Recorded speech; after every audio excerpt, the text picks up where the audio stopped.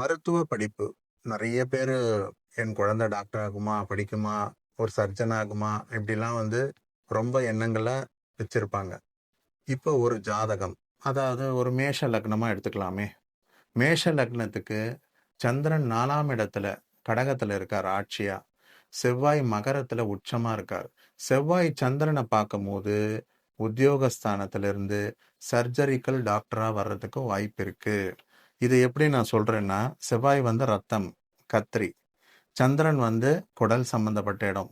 So கைனாலஜிஸ்டா வர்றதுக்கும் வாய்ப்பு இருக்கு. ஒரு அறுவை சிகிச்சை நிபுணரா வர்றதுக்கும் வாய்ப்பு இருக்கு.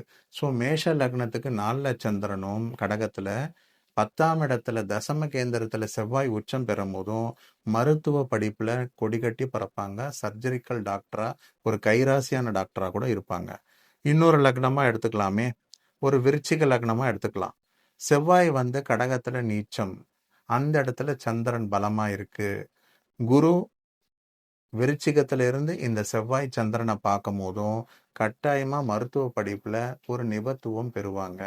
ஏன்னா தனகாரகன் குரு லக்னத்துல இருந்து விருச்சிக லக்னத்துல இருந்து 9ஆம் இடத்துல இருக்கிற நீச்ச செவ்வாய் சந்திரனோட பார்வை படும்போது ஒரு சர்ஜரிக்கல் டாக்டரா நீச்ச பங்க ராஜயோகம் ஏற்படும்.